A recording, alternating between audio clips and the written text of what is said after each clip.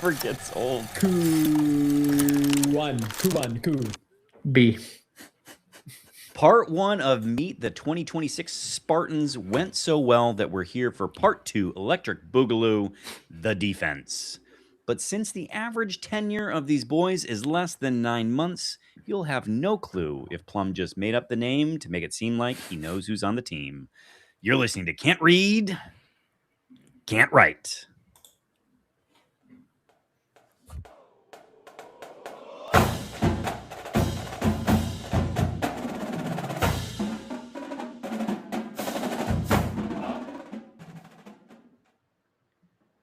Welcome back, everyone, to another episode of Can't Read, Can't Write, the podcast that proves Spartans can talk. I'm Mike Jones, joined as always by the guy who doesn't use protective sleeves for his deck, Kevin Greck, the guy who wants you to know that magic is not a gay thing, Alex Plum.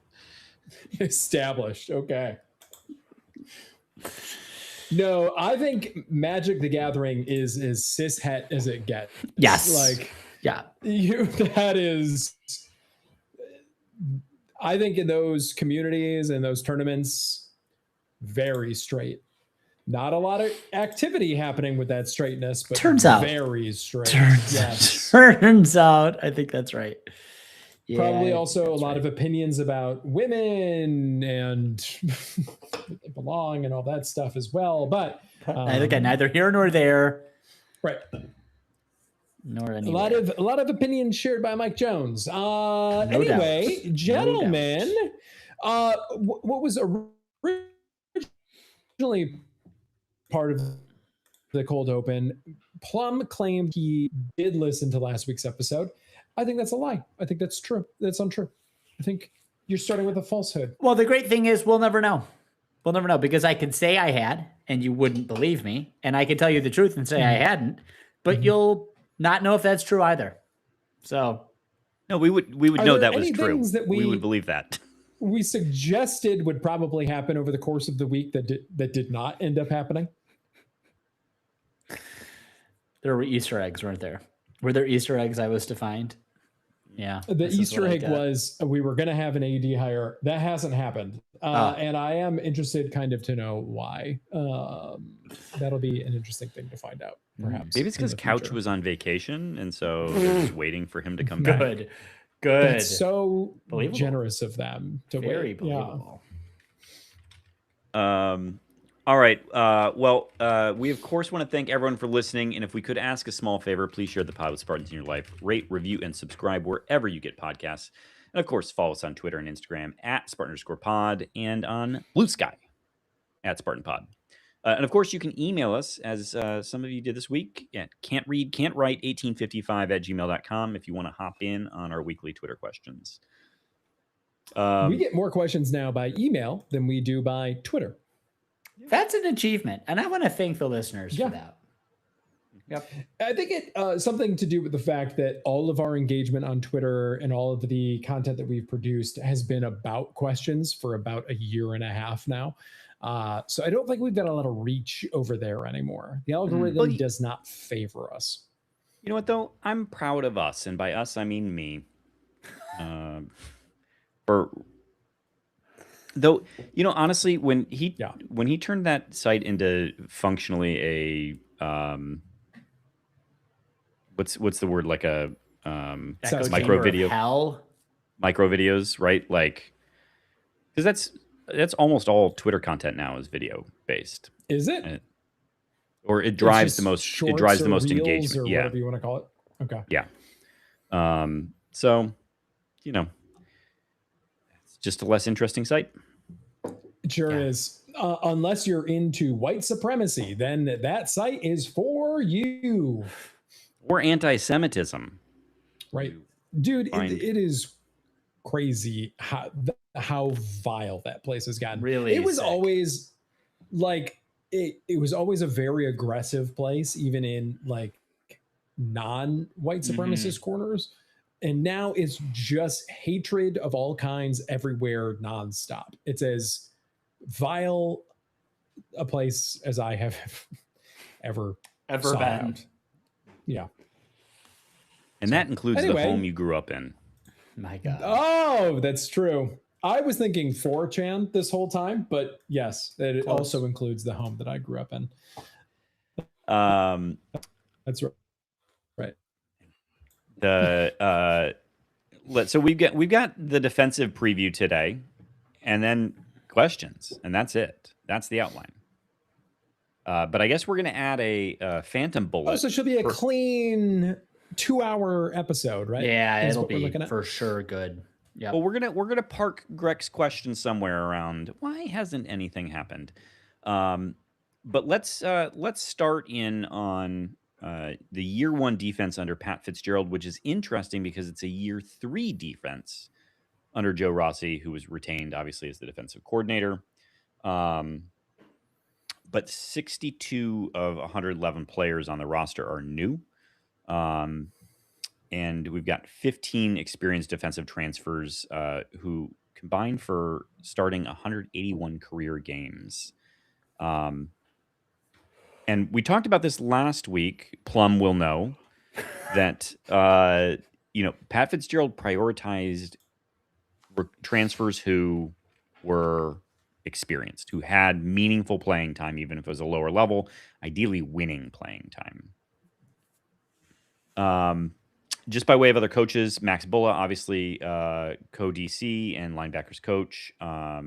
Coach, I believe we're just calling him Debo because I'm not. Plum, you say things with lots of... Winston, how do you say this last name, the defensive line coach? Yep. Winston Delatiboudir. Delatiboudir. The third. Thank you very much. The third, if you please.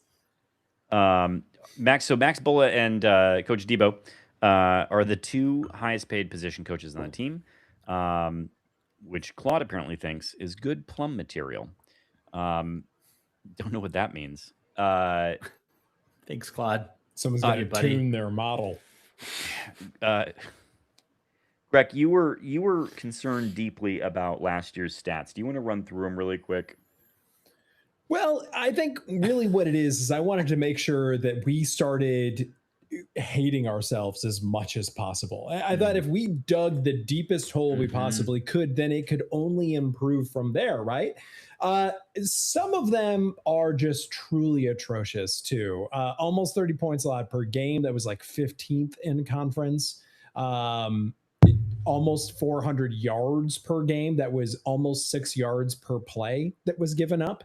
That was 14th in the conference. The run defense, a little bit better. Only 4.5 yards per carry, but the pass defense, oh my God. The pass defense was like 3rd worst in the country. I guess Purdue was worse, I think, in conference last year. And that is my big question mark, even for this year's defense, is pass defense. 3rd down, if you'll remember, we could not get off the field. I think opponents converted 42% of 3rd downs. And red zone defense was... Oof. I didn't know it was this bad.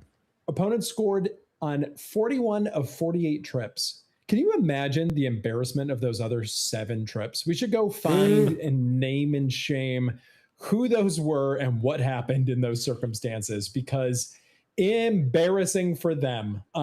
We let you score 85% of the time and you couldn't manage it.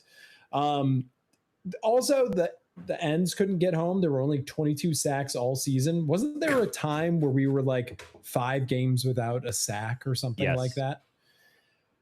And only not an opportune defense either. Only 9 total turnovers across our 12 games. So just really bad, just not good at all defensive statistics. And that is why we're so focused on this unit for 2026. So Jonesy, where do you want to start? Oh, can we? Well, but just a little bit more context, maybe, because I think this is one of the things I was reading earlier in preparation for this. 3 returners, and we can reasonably predict in the starting 11 on defense. from last year's team. 4 if you consider Chuck Brantley a returner, and I guess the case could be made you could consider him a true Spartan. Yeah, you would say he's the best returner of them all, I think. And I would like to, save for the fact that I think he only played a total of 7 minutes for Miami while he was there. So it doesn't count as leaving? I'm not sure it counts. When you leave and they just bitch slap you back home, it's sort of like, well, shit. Goofy, just a goofy fucking kid, and goofy the whole damn thing. So, no, yeah, I'm happy. We'll get into the position groups. Ben Roberts and Martinez and Nikai Martinez and Jordan Hall there, but that's a striking thing. This was another little factoid, which I thought was a great one and really makes you physically ill. 24/7, according to 24/7's transfer portal grades, Michigan State lost 5 defensive players to the portal that were ranked higher or the same as the top player that we brought in. That's a 3-star. And that's a 3-star. So good God. And anyway, okay. So I just wanted to lay that out. Was that defensive only, or was that for the entire team? No, I think that was defense only. Okay. But hope springs eternal here at this podcast. But we 25 was awful. Could it get possibly worse? I don't think so. I factually don't think it could. And I know we're tempting fate in saying that. We have a lot better coaches now. Obviously, Joe Rossi's, in his 3rd year. We're going to see hopefully more out of him. But how marked is the improvement, I guess, is the question. So. Well, you said hope springs eternal. May I just ask you guys, have you been consuming MSU social media products this week? Have you been keeping an eye on the socials, watching the content that's being put out? No, I get angry. I've been finding myself buying in a little bit, I watched the whole 5-minute hype video that was released. They did a little bit more around number 1. I'm sure we'll get into that over the course of this conversation. We saw a little practice footage. I found myself being like, you know what? I believe the guys can do it this year. All right. We'll see. All right. We'll see. But sorry, Jonesy, I interrupted you for my own point. I'm with you on the. I've been there too. Some stuff just feels right. The only thing I was going to say is that I do think it's worth saying a bit in fairness to the defense, as bad as it was, they played 90% of the game. Yeah, that's true. Thank you. That's fair. That's a good point. Yeah, that's a good point. And it is one of those things that becomes a compounding problem, right? Yeah. Like not only within game, right? Because now you're just playing, but then over the course of the season, all of those snaps that you're taking that you shouldn't have because the offense couldn't do anything. I mean, when it comes to the defense, I need to figure out what it is. But remember in the X-Files where Fox Mulder had the "I want to believe" poster behind him in all of the establishment shots of him in the office? We need an MSU defense "I want to believe" poster, and I need to put it right there for all to see. Next to your offensive line "I want to believe" poster. I've got a lot of "I want to believe" posters. There's the offensive line. There's the defensive line. There's the Luana Kimsey Simon truther poster that you've got. Correct. We have that. That one's dusty. Not a lot of activity on that one. I've got my personal "I want to believe." Tisk. Okay. Very tisk. Very tisk. Okay. Very tisk. We can move on. All right, let's do it. Michael, dig us in. All right. Let's start with Coach Debo on the defensive tackles. We'll move sort of inside out. So we got Big Worm Ben Roberts coming back. That's a name that people should remember, and then it's all going to disappear from there. But Big Worm is a redshirt. Ben Worm. Redshirt senior. You'll recall was an Oregon transfer a couple years ago. 6'3", 325. And then, actually, there's one other name that might sound familiar, which is Derek Simmons, which was a 4-star recruit out of Frankenmuth. Got some snaps last year, was passable at least as a true freshman. And but so those would be the two names that probably are going to pop. Eli Cohen, Cohenen. Cohen. Redshirt junior 6'6", 287 out of Illinois, coming to us from Illinois via D2 Bemidji. Bemidji State. Where's that? It's right next to Hoople. Oh, that's what. Oh, yeah. I was gonna. It's you. You take the 505 down, and then I've never And been then over. plumb prouder than that reference. Thank you. Very Very we've much. also got Carlos for Hazelwood, horn and hard hat, my friend. For horn and hard hat. redshirt sophomore out of Toledo, and then there's one other, Mike Sean Beeler, who was is actually just has always been a Spartan. But it's going to be Ben, Eli, and Derek Simmons, I think, probably carrying that room. It is thin, real thin, but a big worm at the same time. Mm-hmm. I want to believe. I'm pointing at the picture, at the poster that doesn't exist. I want to believe. Yeah.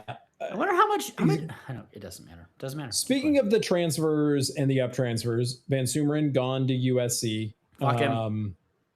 Dunnigan gone. Can I actually revise Nick Meyer marks there? I mean, the final analysis, fuck him. But Alex Van Sumeren did yeoman's work on this team. And he's also hurt all the time. Time. Well, and that's the other reason he can fuck off, because we know how I feel about injuries. But I do think he did yeoman's work, and he probably deserves to put his feet up in the sun. And I hope he does a lot of relaxing in LA. Okay, thank you. Yeah, get yourself really, really relaxed. Well, USC isn't on the schedule this year, so who cares? That's right. That's a good point. But if Roberts gets hurt again, this is not good. And even then, your defensive tackles are not taking every snap.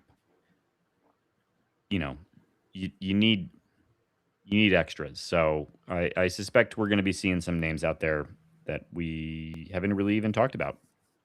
Well, and particularly when you look at Roberts' penchant for injuries, he missed the second half of the season last year. That sounds right. I mean, fuck. I'm looking at these weights and heights. They do whelm a little bit. I do worry in the Big Ten that once you get past your big worm, it's a bit of a cliff. And even the big worm is a short king. He's only 6'3". Cohen is big. I am a little bit worried about the beef up front here. Trying to remain competitive in conference. Yeah, it's a wide man's game up front. But Conanen, 6'6", 287. It doesn't make him wide. Sure. But yeah. And he had 12 tackles on 222 snaps at Illinois with 1.5 sacks. You'll take it. Yeah. What about at Bemidji State? How'd they do against Hoople? I'm going back to the well now. I'm just trying to. I mean, I have heard of Bemidji State. It's a public school in Bemidji, Minnesota. That they would plausibly play Hoople. Yeah, actually, that is Hoople territory. You'll be happy to know their colors: white and green. So not green and white. Not green and white. Their mascot's Bucky the Beaver. So again, about to get sued out of existence by Buc-ee's, as I understand it. Let's not talk about that. But yes, no, I think that's right. Bemidji. So those are our tackles. What about our rushers, Jonesy? Well, new coach there. Not what was the guy? He was also a coach special teams. Chad Wilt. Chad Dolphowitz. Gone. Chad dead probably. It is now Andrew Bindleglass. These are some names. Is he choosing exclusively based on ear feel? I like a little ear feel. This was a promotion. First year as a position coach, third year at MSU.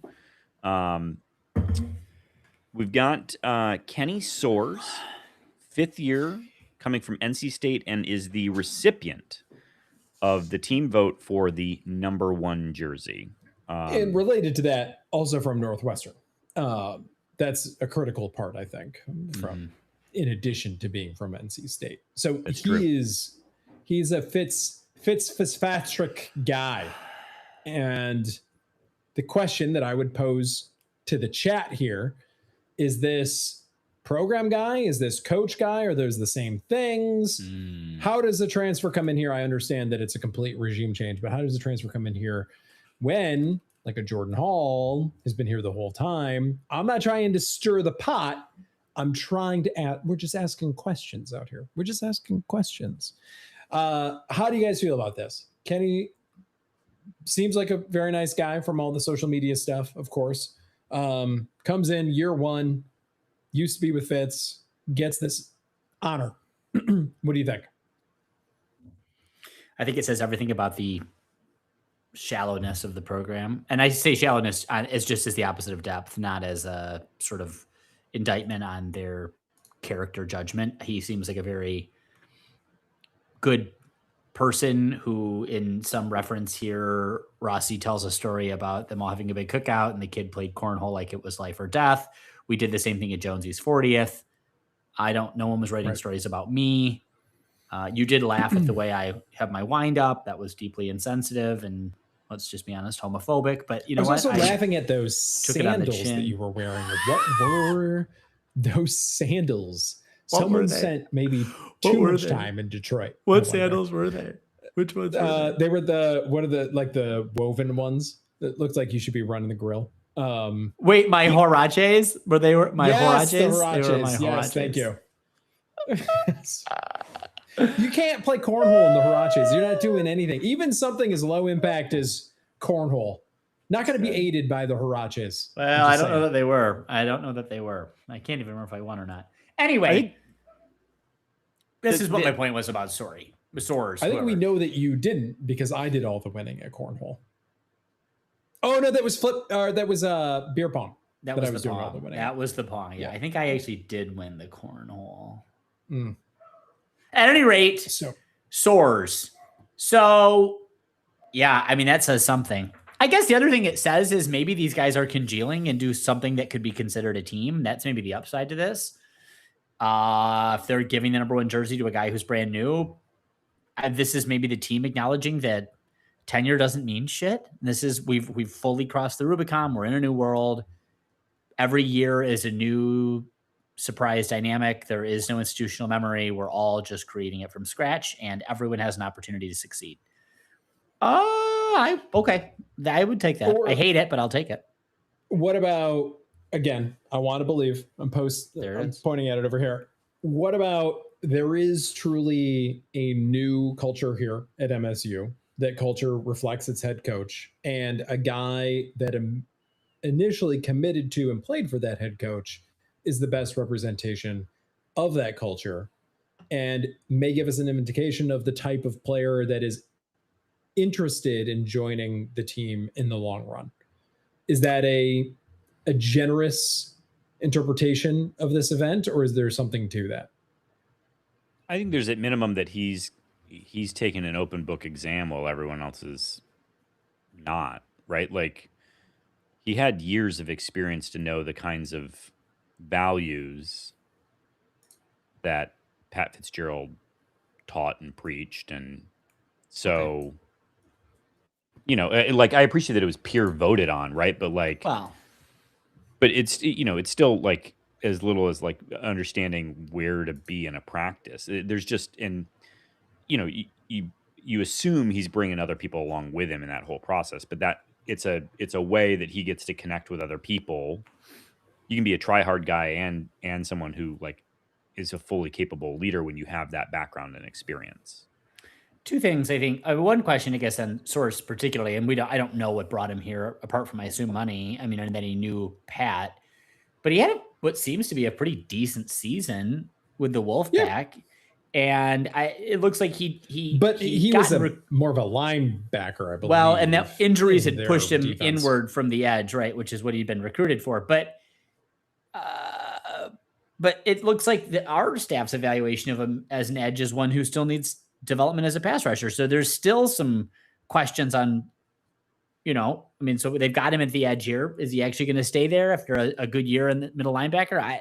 Anyway, I just say those are some open questions. So maybe it is money that brings him here. I don't really know. I don't know if there's a finger on the scale. But the other thing I would just say, to your point about culture, I mean, and this is something I think, frankly, we should be more concerned about. How else do they know the kid's nickname is Big Worm, if not for the fucking fact that they're back at it with these goddamn car wash shenanigans? And I think this is something that if we're not more careful about, we're going to have real legal trouble. And we can't afford it. I genuinely thought for a minute that there was like some sort of like car wash fundraiser or something that was going on.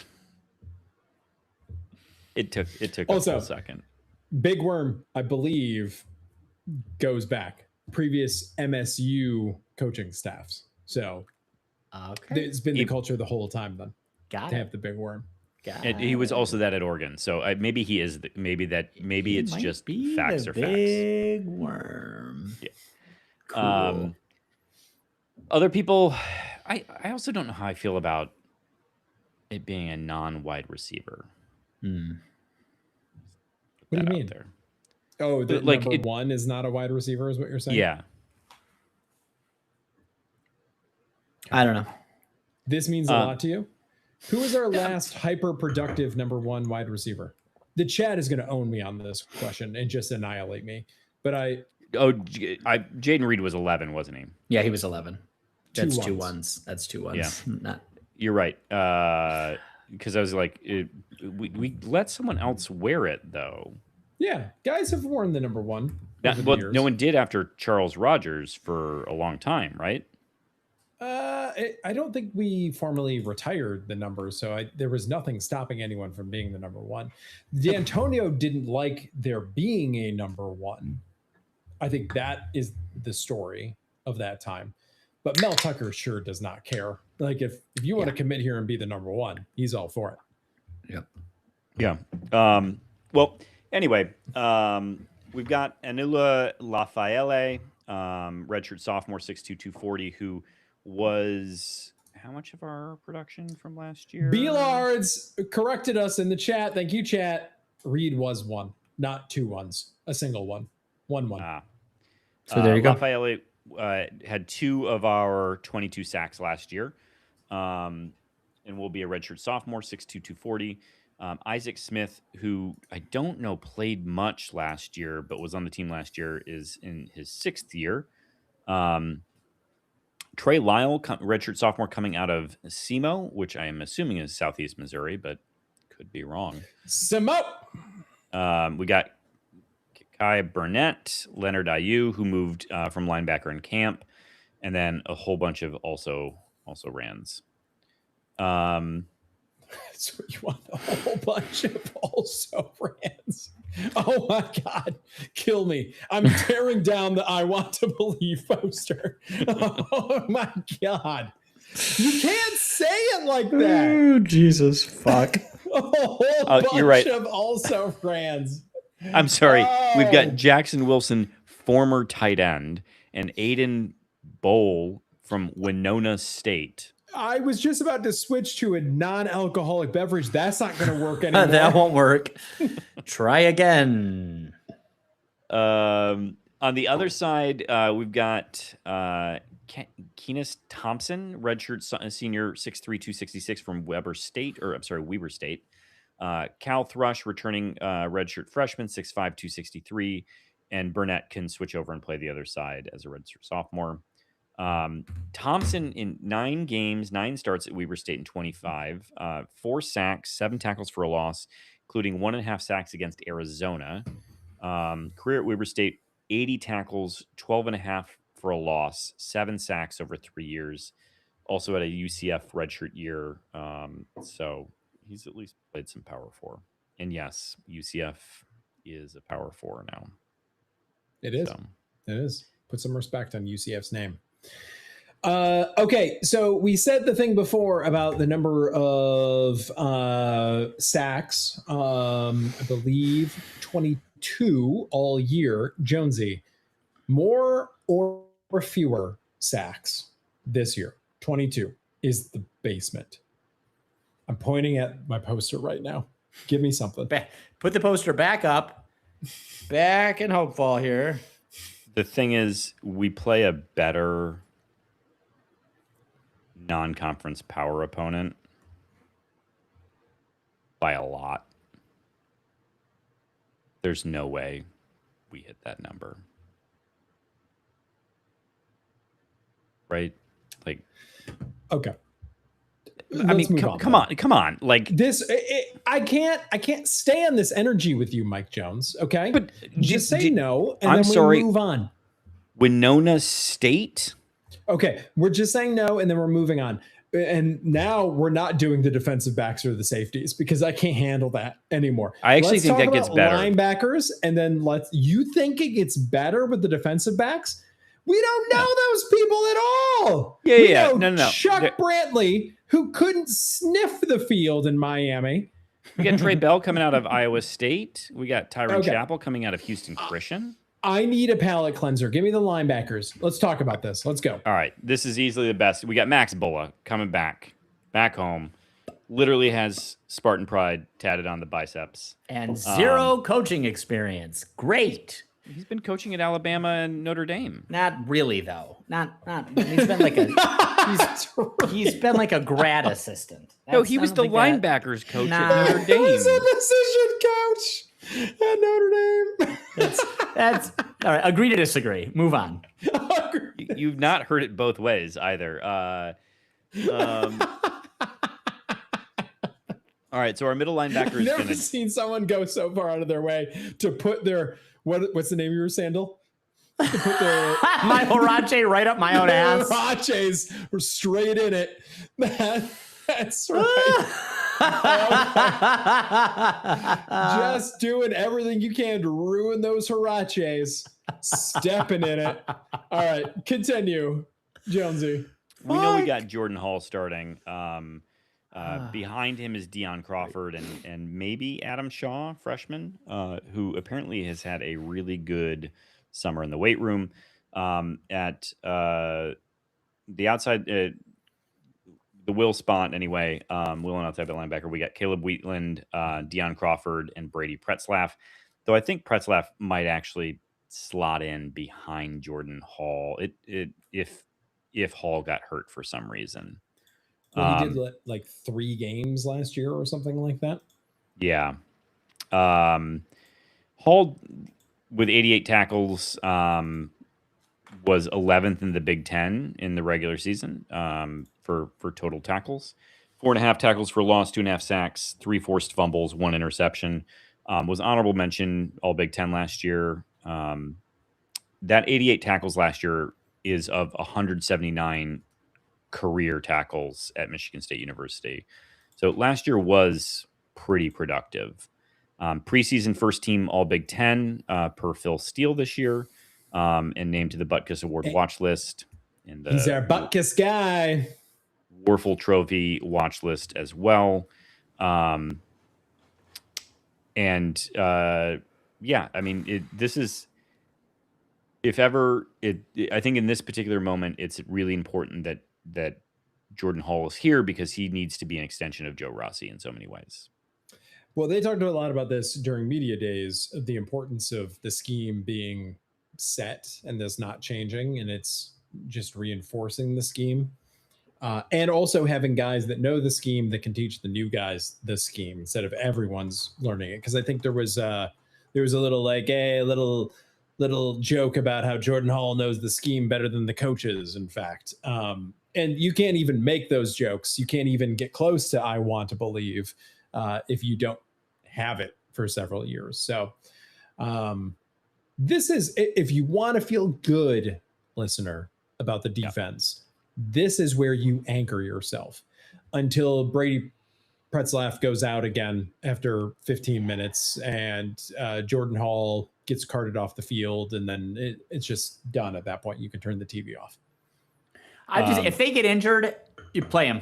You play them. You just play them. I don't give a fuck if they're fucking compound fracture right through that goddamn boot. Get your ass out there. Just I can't see the magic bone. soccer spray and a couple of aspirin. What was it in the USC game last year? I was there. It happened right in front of me. But like, who wasn't the guy carted off the field in that whole situation? Ugh. I don't remember, but I think what you're trying to say is that unless your arm looks like Edong Ebok's arm, Correct. Well done. And even then, sling it up. Let's keep going. Remember how the TV just wouldn't go away? They were like, "No, let's hang in this moment." That was one of the more disgusting things I've ever seen in my entire life. He's wailing on the court. They were like, "This is good. Let's broadcast this to the country." Disconnected Fully from dangling. his And he's like upset, so he's just flailing it around. It looked like a flail. Yes. Oh no. Oh no. Unexpected Ebok this episode. Yeah, thank you. Things no one needed. Behind Jordan Hall, I mentioned Deion Crawford, but it is worth pointing out because he's one of the new faces here. 3 years at Buffalo, comes in with 171 career tackles. It's only 8 shy of what Jordan Hall has. 21 tackles for a loss and 12 sacks in 3 years. So doing a little bit more, obviously at a different level, but doing a little bit more than Jordan. 8.5 sacks and third team all MAC as a sophomore in 24. It was a productive pass rushing linebacker. So your question around like, are we going to get more sacks? It's not, I don't think it's going to come from the line if it's happening, right? I think it's our linebackers getting home. Okay. Scheme. Gonna have to scheme those sacks. Getting home, staying healthy, and then everybody just throws on us, right? That's what we're gonna just see? This isn't really a ground game defense then. After the first couple weeks, they've sort of seen, oh, okay, well, good right up the middle. So just throw the ball and we'll win that way. Well, let's talk about who's guarding or defending the passes. Let's head to cornerback with first-year head coach Hang Poteet from Iowa State. Built the #1 pass defense in the country there in 2024. So we got Chuck Brantley back. We got Trey Bell, redshirt senior from Iowa State, followed Coach Hank. Tyron Chappell, redshirt sophomore out of Houston Christian, who tied for the Southland lead with 4 interceptions plus 7 pass breakups as a redshirt freshman at Houston Christian. That's FCS freshman All-American and graded Pro Football Focus's #2 freshman corner in the FCS, and started in the spring game with Brantley out. We got Najee Burt, redshirt senior, back, I believe. I think Burt's back. Andrew Brinson, and then some other people. Also Rands, right? Is what you said before? Yeah. Look, we've got a good coach there, and I think it's fine. It's fine. If they stay healthy, bro, if the secondary is fine, if the cornerbacks are fine, I will take that. Because do we need to go back to our stats from last year? Do I need to take us back down that path? I would love fine. Give me 500 in the Big Ten with this unit, and I will be thrilled, over the moon. Okay, and I think that's. I think it's fine. What about the safeties? Can we talk about them? No, I want to go back to this. I just want to go back to Brantley really fast, and that's just. Can we talk for a second about his injuries because of the limits he's been on this spring, and Rossi still saying, "Oh, those limits are coming off soon." We don't know anything. We just know that he's too soft for Miami, but we'll take him. Glad he's back home. He's also tiny. Still playing with knee pads and fucking the big helmet. Okay, cool. Great. Never mind. What could go wrong? Safety. Go, go, go. I mean, listen, I'm rooting for Brantley, obviously. His measurables are better than anybody else, but I'm just like, Jesus, fuck. Him? Well, I mean, he's around my height. So that might be why he's hurt all the time. I was going to say the measurables are the worst part. Again, that Harache is just finding it over and over again.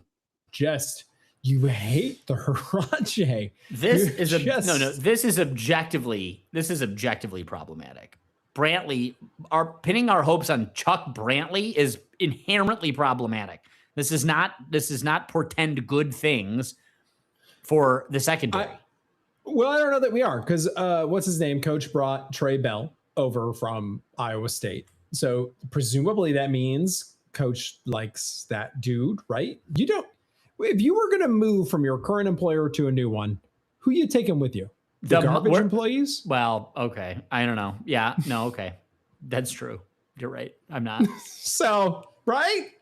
What if when you came over, it was to a worse place and everyone left?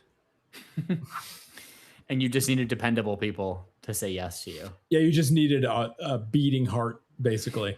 I mean, then maybe you would take the garbage employees at that point. Well, you would also put it this way: you take who you could get, and we don't know how big the purse strings are here. So there's an open question. Look, I think at Trey Bell, 12 games, 8 starts at Iowa State, 36 tackles, 4 tackles for a loss, and 2 interceptions, was ranked one of the top cornerbacks transfers nationally. All right. Okay. That is a good pickup. Okay. All right. So, all right. I think Chappell and Bell are good. Brantley honestly seems like a nice extra piece, but it's fine. All right. Moving to safety is kind of gets interesting again. We obviously know Nikai Martinez is back at the free safety position. There's names behind him and behind the strong safety that I don't know how they're still in college. Khalil Majid, who I remember feels like a decade ago, saying, "Who is that?" when he came onto the field, is still in the program for his 6th year behind Nikai Martinez. Devin Vaught, redshirt junior out of Maine, 23 starts over 2 years at Maine, 2nd team all the CAA, 6 career interceptions, 60 tackles, and 3 picks in 25. Behind him is Avion Gross, brother of Angelo Gross, redshirt senior. And then at nickel, it appears Kramer has joined. I was going to say, are we worried about outbursts? And we've had enough embarrassments at Spartan Stadium already. We don't need someone running around yelling racial slurs, right? I mean, come on. Drew, this is Michael Richard, not Richards. Okay. Although sometimes it does seem like Kramer would be a more effective member of the secondary. You have to say, he's got the limbs. Definitely, this is Michael Richard from L.A. Louisiana Tech, right? Yeah. No, do LA Tech. I liked LA Tech. LA Tech is even worse than Louisiana Tech. Yeah, somehow. It might be. Just a community college. The for content creators. Hollywood upstairs medical college. And behind Michael Richard at the nickel spot is Deuce Edwards. Fuck. Hi, I'm Deuce Edwards, and I don't sell used cars yet. What? Who's honestly Deuce Edwards? I like a deuce as a car, personally. I feel like this kid up. We got Caleb Gash, brother of Sanson He Gash. was the one that flipped from West Virginia, I think. Sure. Evan Young, Trayvon Martinez, who's Nikai's younger brother. Great smile. Yeah. Great smile. We like Deuce's smile. I believe his Instagram is Iceberg Slim. Iceberg. Gotta avoid Iceberg right now. Let's go Iceberg Heavy, my guy. Iceberg Heavy for you. All right, thank you. That's it. Confirmed. He is the West Virginia flip. So this is the team. I'm pointing at my poster, Jonesy. Can we believe? I want to believe. It fell down. Is it going to be third worst maybe in the Big Ten, fourth worst. We're going to beat Purdue again.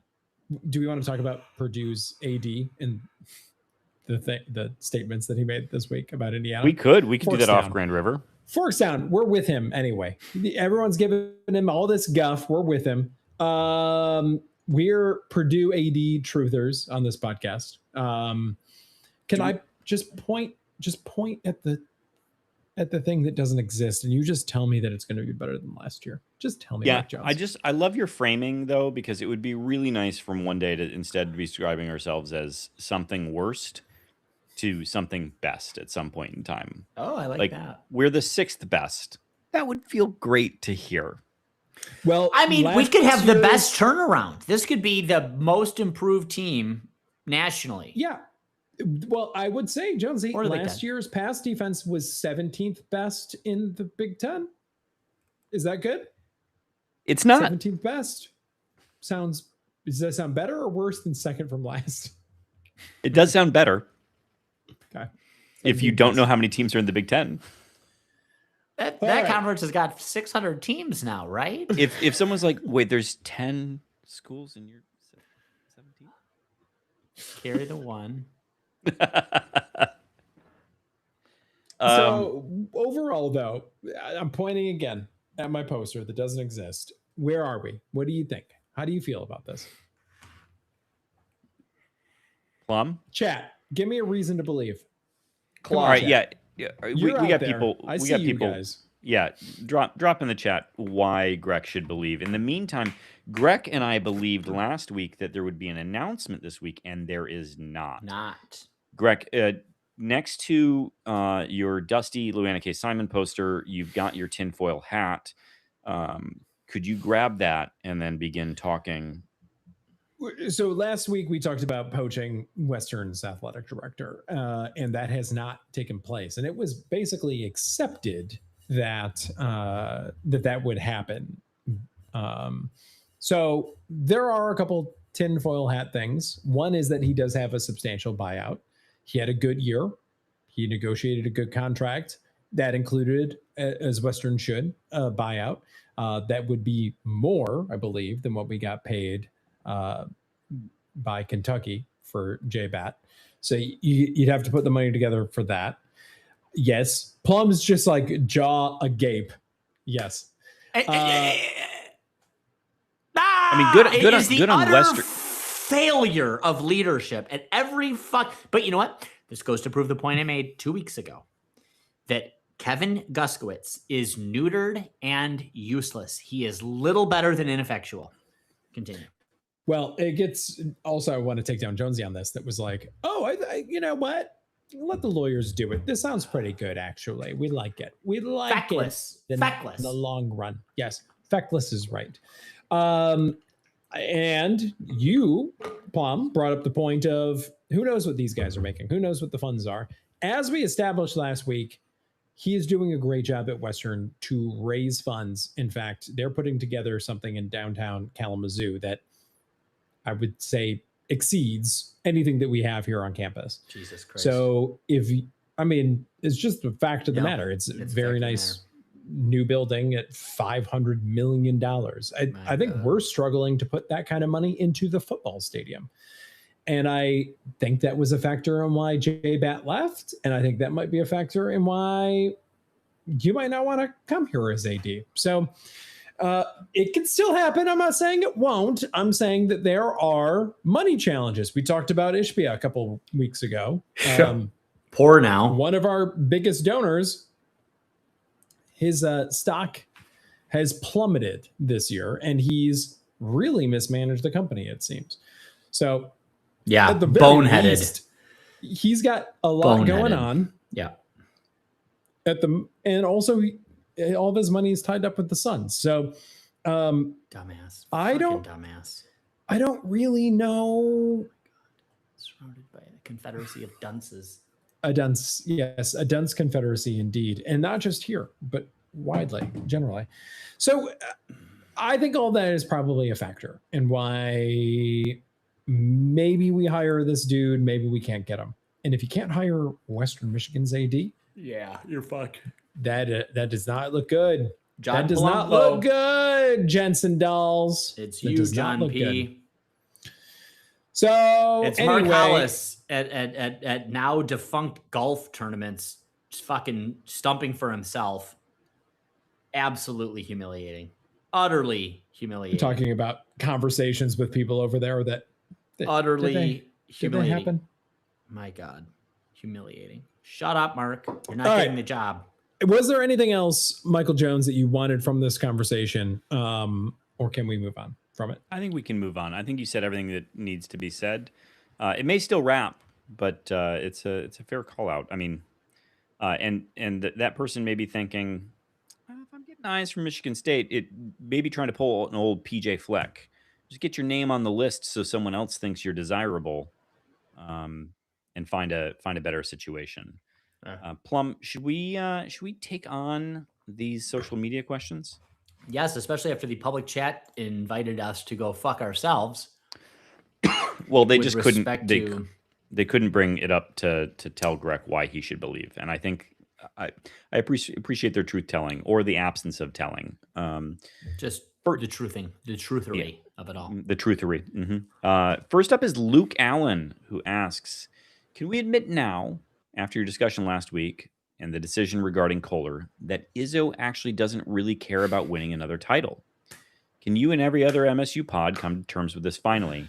And if that's the case, wouldn't it inherently mean that he's not actually, as one of you said last week, still the man for the job?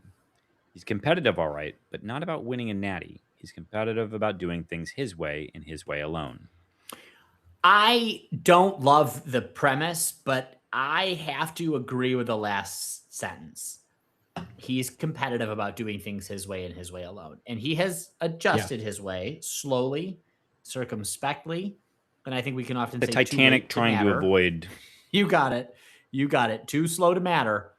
I don't think that he doesn't really care about winning another title. I don't think that sacrificing his principles, and we can agree whether that's good or bad, or whether they're principles, but whatever he thinks, Tom Izzo does not. That's it. That's the Tom Izzo thing. And I'll tell you, I would love a national championship, and he is a dying breed. That's it. Like when Tom Izzo's gone, that's it. There's no one left. At least not in a meaningful national significance kind of way. And so I'm going to continue to hold on to this because I can, and because it's the last thing anchoring me into the days of yore. And who gives a fuck? I can piss off. But I will agree. I don't think that he doesn't want to win a national championship. I do not think he probably has the capacity to. And that kind of makes me sad, but I'm happy to continue to not win national championships and just have Tom Izzo. And I don't know what that says about me, but I think that's probably where I am. I also think it's worth remembering that he doesn't have. There's not anything saying that he doesn't have a roster that's capable this year. That was going to be my point. Go ahead. Sorry. Go ahead and expand. I was just going to say he turned down the opportunity to make his roster more competitive and improve the likelihood of a national championship. But it doesn't mean that it's not impossible this year. It's just, as Jonesy said last week, he's tied an arm behind his back a little bit in this effort. It can still be done, but it requires things to sort of go your way because you turned down the thing that went your way. Although maybe he didn't, because all these guys now seem to truly believe that they'll be able to end up anywhere they want anyway, even though that's not established yet. So Kohler might have hung out anyway and been like, no, I'm going to wait until I can get the biggest payday I can because I've scoped the bigs and this is going to be the biggest payday that I can get for the rest of my life, probably. Thank you, Luke, and apologize for missing you last week on that one, but we got you now.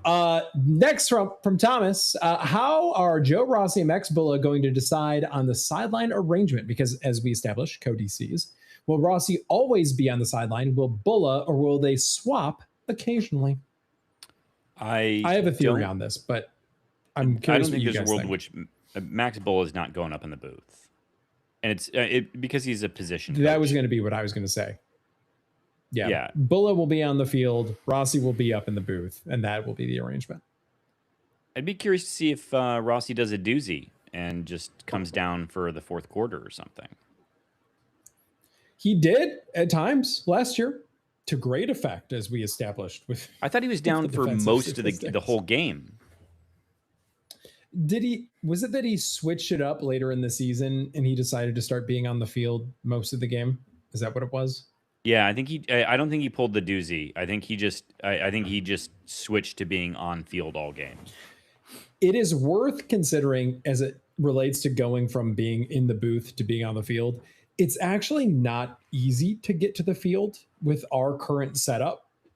It truly is not. I know that they get right of way in the tower with the elevators, but like you still then have to get on a golf cart. You have to get driven over. Like I think technically you have to leave the stadium to get there as quickly as possible. Because you like walk out the front door past the Spartan statue of the Edition, and then you hop on a golf cart, and then you go to the North Side Edition, and then you scurry over and get in the locker room. Would it not just be faster to take the stairs at that point down the front, like the face of it onto the field, like we would do when we get on? You could rappel probably down from the Edition down to the field. You do the Daniel Craig and just parachute in. Yes, that's nice. You could do that. That's nice. But as it relates to going from the booth down to the field, there is stuff that goes into that. Next up from Thomas, if the U.S. balkanizes, speaking of a lot of Twitter conversation, if the U.S. balkanizes, would Michigan join Ontario? Adding, I'd argue we should, but would is another question entirely. That faulty premise here. If North America balkanizes, I don't understand if U.S. balkanizes. If the U.S. balkanizes, why were we? And is it just Michigan? I don't understand the premise. I mean, I get what he's asking, but it seems to make more sense to ask would Michigan join Ohio in creating a confederacy of Midwest states. Well, we went to war with them already. So yeah, I mean, I guess, but I guess I suppose if the United States starts to collapse, though, Canada probably. I don't know. I think you guys like your freedom too much up there. I don't think you're joining Ontario. Yeah, I don't think they'd have us. There's that. That was my thing. Is like there's actually a bit of a land barrier. It requires you to go across the now open Gordie Howe Bridge. I've driven it. I've driven it. Really? You've been on it? Great bridge. Great bridge. Best bridge. Is that a land barrier or is that a water barrier? It's when I say land, I mean geography, general geographic. I mean maps. Yes, and I mean maps. Things. Last up from Thomas, I was exploring Toronto this weekend, and while wandering around, saw a slingshot repeatedly driving around. Could this be a new lead to follow in the search for Mel Tucker? I do enjoy the idea of a where in the world is Carmen Sandiego style search for Mel Tucker. Yuck. I mean, they did that. Lawyers did that. So oh, God. We could do it too. Next up from the Jeremy Bear, I think. I don't know who this person is. It could be. Are we still doing that bit? I don't know. Yeah, why not? That's good. Our group chat's blocked on Jonesy's phone. It's a great question. It's a great question. To the dad chat, but I've just been too busy crushing puck tape. So getting ready for the new year with pros, team. Kevin, have you been added to dad chat now that you're a dad and not just a daddy? I mean, we were all on it the whole time, even when we weren't dads. I think what this really is we now know that Jonesy's a road dog. Now that he's more of a delinquent father, maybe feels excluded from the dad chat is where this is coming from. Next up is Eve Marie. Oh, did I put my Harache in? Must have. With that must have. Too close to home. All right. Definitely didn't cry today. Yes, let's go to Eve Marie. Smoke bomb. Eve Marie. Oh, Eve Marie's joining me. She says, I'm becoming a coastal elite in a few months. Any tips for keeping up fandom while not living in Michigan? Find some white men and start a podcast. Jesus God.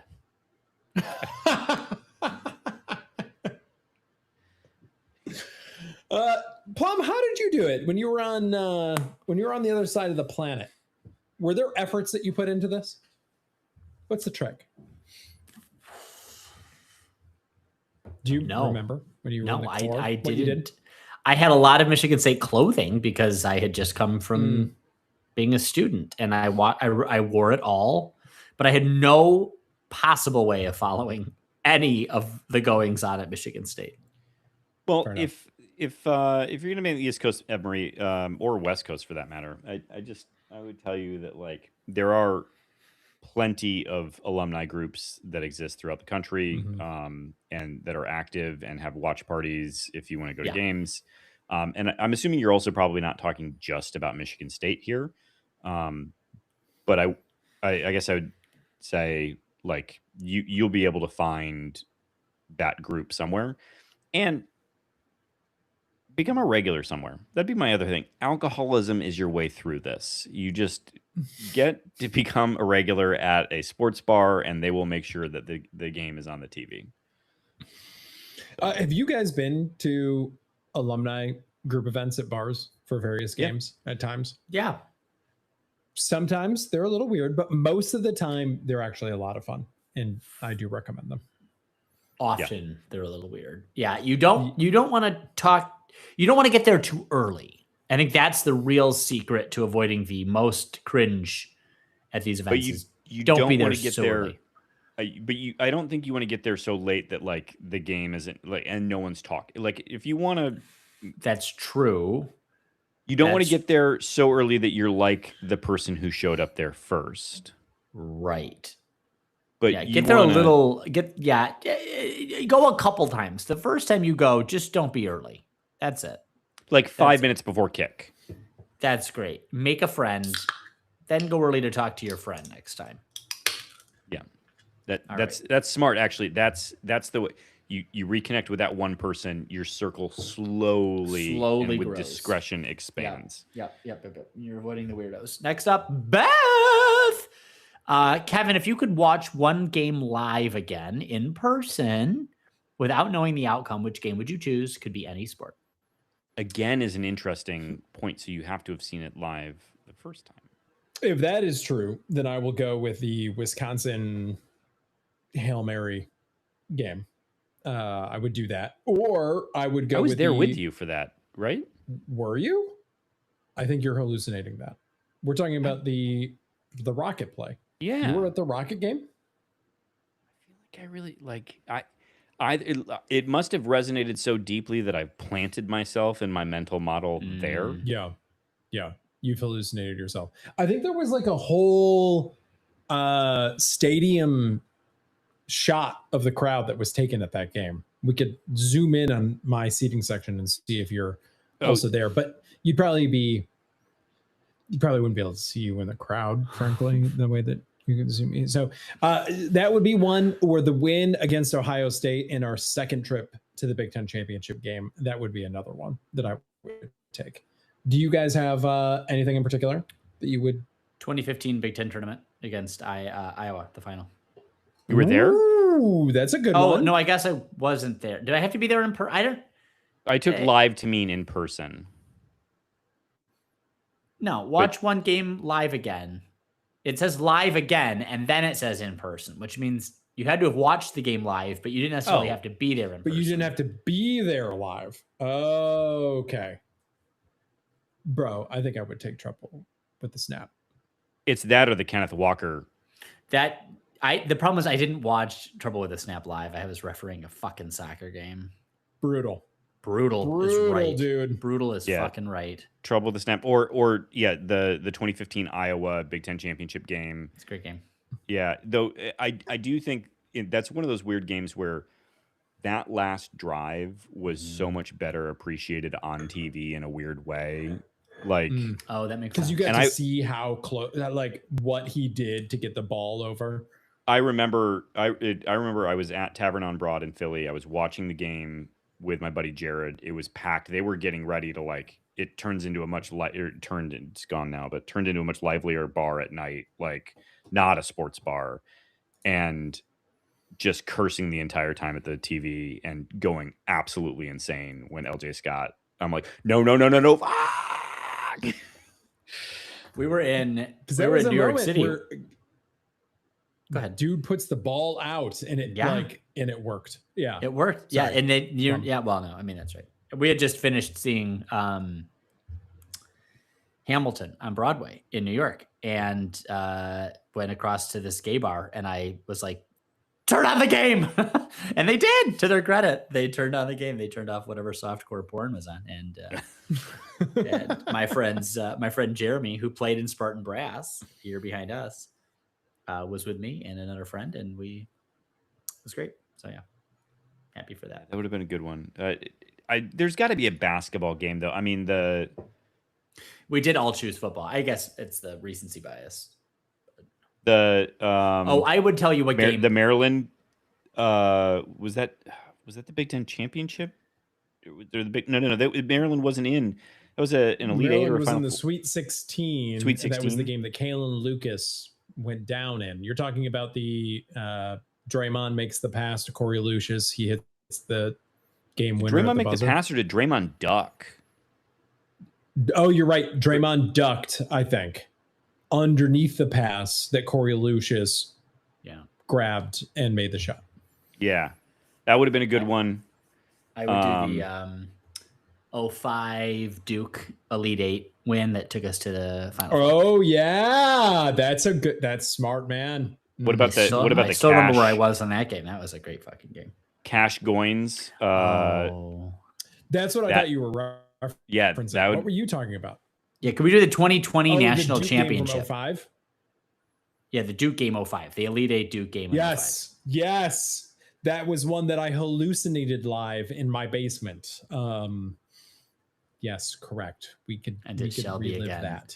Beth, great Next question. Up, great question. Yeah, you could ask that again and you get different answers fodder. next time. You would get different answers, probably. Yeah, we would only have to answer for women's lacrosse.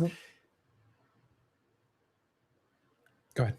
Your latency and lag is really bad, and I hate you. Next up, Jason Fry. I'll just stop. I re-listened to some old podcasts where y'all stated that you, quote, believe women, end quote.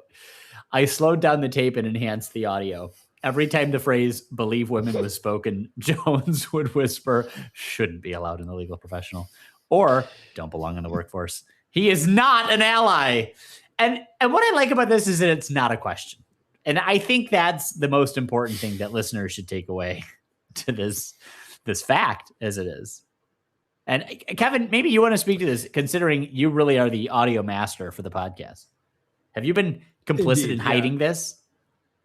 There's also times where he'll say it. You can hear it when you press it to wax on your record player, and then you play it in reverse, then you'll be able to hear it more clearly.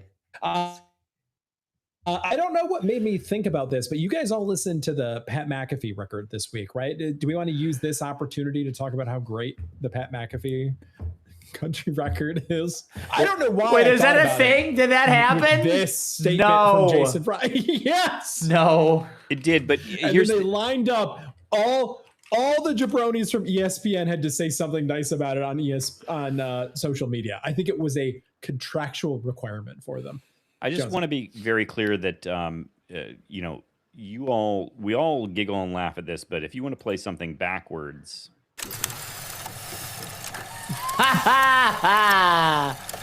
Says everything you need to know. Next up is Mamapaleaf. Researchers at MSU and their conservation partners have helped pull one of the world's rarest butterflies back from the brink of extinction. The power chic skipperling. What contributions are you making around your home habitats to encourage a healthy ecosystem? I have all native pollinators, so that's what I've done. I got to get some more milkweeds here in the garden. Milkweed. Milkweed's very Have pretty. you been seeing the monarchs around, Plum? Have you seen the butterflies? Oh, yes. We had a couple in the backyard today, in fact, as I was cutting some branches, and I've got to actually go and fill a couple of groundhog holes underneath the garage when we're done here with some dry ice and suffocate them to death. That's apropos of nothing regarding your monarch butterfly question, just that I spent a lot of time outdoors today. Fuck them groundhogs, okay? I'm not going to have the fucking cement on my goddamn garage fall through because some warm-blooded son of a bitch couldn't piss off back to where he came from. Can you just trap them and put them over by my garage? The trap and release method has failed twice for us. And when I say like, I drove miles. So I want and I have a dog. The dog isn't keeping them away. Well, Yali's been beaten, so it's true. It's true. Next up and last up from the Mopple Leaf, are you planning to meet the Spartans on August 26th, 4 to 6 p.m. in Spartan State? A Mopple Leaf. What? Are you planning to attend Meet the Spartans? Is her question.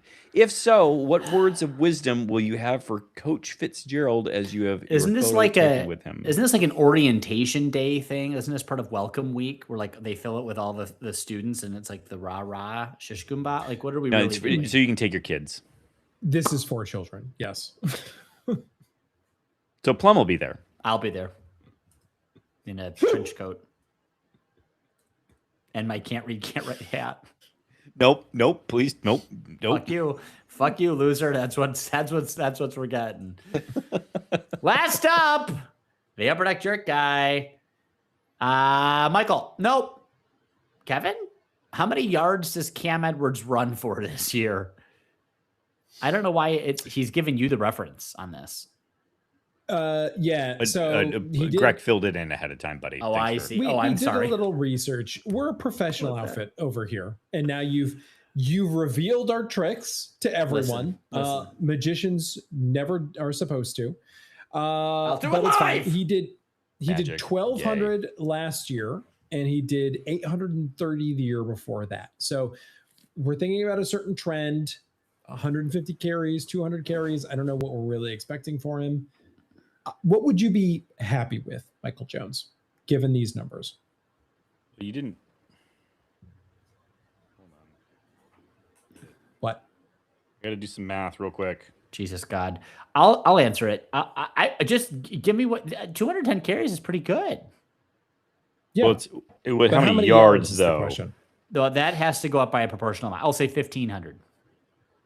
Okay. Which is, I think, conservative. It's 5.9, and then 830 by 146. Let's make it. I assume other people are going to get carries, so we'll just do 5.5 times 150. I think 825. All right, noted. Wait, so drop in production, but he's going to split carries. He's going to split carries. He's going to have better per carry yardage, but overall production. He's not. It's still Michigan State's offensive line. I'm sorry. Okay. You're welcome, Upper Deck Jerk Guy. Next up, and this is interesting. This was almost a sponsor for us at one point. We could probably talk about that. Upper Deck Jerk Guy wants to know from each of us, do you manscape? Plum, I feel like you have a story that you could share. I'm happy to. The last time I manscaped, I damn near sliced off my balls, and it was very painful and not very good. And I'll tell you this, would have been much more careful. The guard, in fact, did not guard. Oh, no. No. This is like a public service announcement now. It really is. What were you doing? It really is. What were you doing, and what went so wrong so that others may not fall into the same trap? It was the ridge line. The ridge line of the balls got caught in the gap in the guard. Listen, if you just have to, frankly, I shouldn't have been going lengthwise. I should have been going sideways. And then the ridge line can't get caught. So it was an awful experience. And I'll tell you why. Because I had to I can't even describe the feeling I'm feeling right now in the pit of my when you stomach. told me this thinking story about it. Dude, I also have. I think squeezing our my entire legs together. listening Shrivel audience up. can Everything relate to shrivels this. up. We're like, I'm tensing up. I know everything. I know it's an awful thing. And I'll just say this, Greg. You know your reaction to the one thing. if he gave you the rest of this story, I promise you, there was like a hangnail. There was a hangnail. There was a hangnail situation involved, and I couldn't rip it off because you can't. You can't. You physically can't. I don't know how to describe to you. And so I had to watch it wither. I had to watch this piece of my balls like wither. foreskin, like foreskin, almost, almost like a skin tab, like a skin tag. Awful, awful. Anyway. So just don't. Sideways. Don't go with the grain. Go against the, I don't even know, sideways to the grain. Perpendicular to the grain. Just be really careful. Give yourself don't trust the guard. A little bit more buffer. Don't trust the guard. And here's the other thing. I won't use an actual razor on my balls. Like I've only used clippers because I won't even risk it. I'm not even, that's how conservative I was being. You got electrically, Yes. Oh, yes, it was awful. The scream I scrumped. My Lord and my God. Scrutumed. Jason came sprinting and he was like, "There's blood." And I was like, "Yes, there's blood."